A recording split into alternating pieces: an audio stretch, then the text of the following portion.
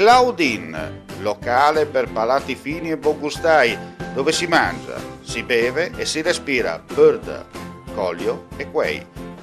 Sono Claudia Zano, la titolare, e vi aspetto per le mie specialità. Cosa aspettate? Claudine, food, wine, music e sei in pole position.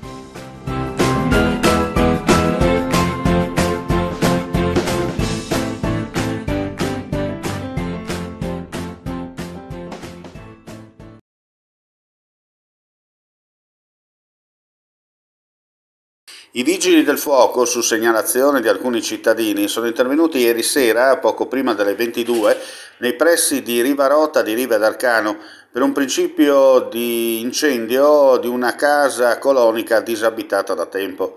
Non si esclude che qualcuno all'interno, un senzatetto, abbia anche involontariamente acceso un fuoco e rischiato che lo stesso si propagasse per l'intero stabile.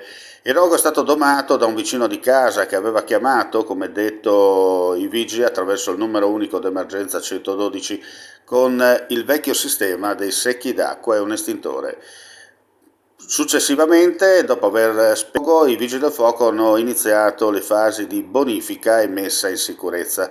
Sul posto, per i rilievi di legge, i carabinieri del Norm di Udine.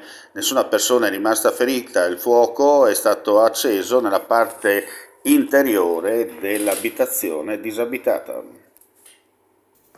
Vuoi assaggiare una birra dove al suo interno scopri la specialità tipica friulana? Lumi Beer, il prodotto ricavato in 20 ettari di terreno coltivato orzodistico, biodiversità, performance ambientale.